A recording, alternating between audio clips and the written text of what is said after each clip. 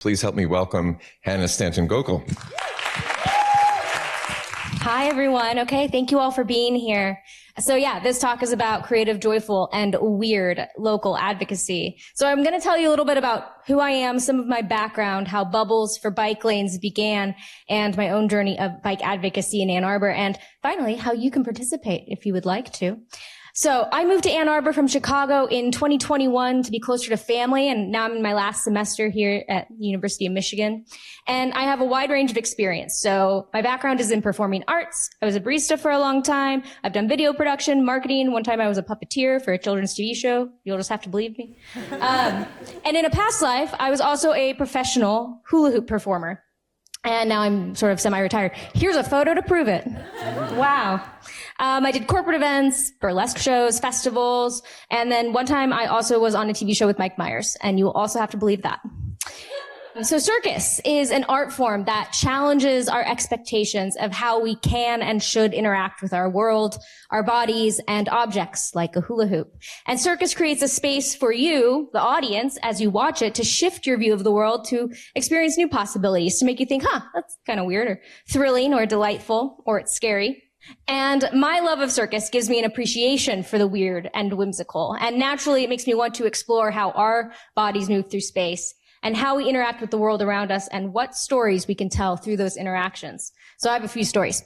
In 2023, I became a bike commuter, and a week into biking, I was almost run over by a truck. They tried to drive into me and hit me, and this is me processing that event on TikTok for everyone to see. And then also on Industrial Avenue, a few days later, a car pulled alongside me and chucked a fistful of cigarette butts and trash out their window at my head.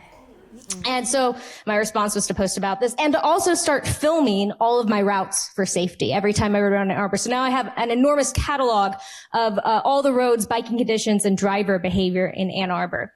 And this had me thinking of how we can disrupt driver aggression toward cyclists, and how we can make bike riders more visible, and how we can challenge our accepted understanding of what being in traffic looks and feels like. And can it be done in a way that, like circus, might bring about a sense of unexpected delight? So I thought it'd be funny to put bubbles on the back of my bike to do this, in order to juxtapose violent car-centric design with a little bit of like weird joy and humor.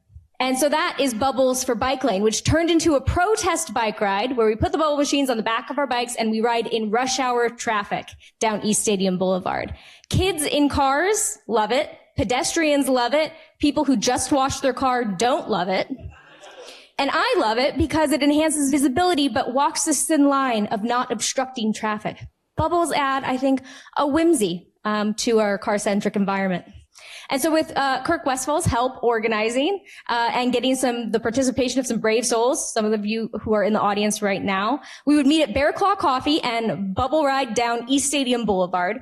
And at first my goal was to ride every day. That was too much. So now we go about once a month. And it is a rough ride. It's exposed. There's no shade. The cars drive really fast.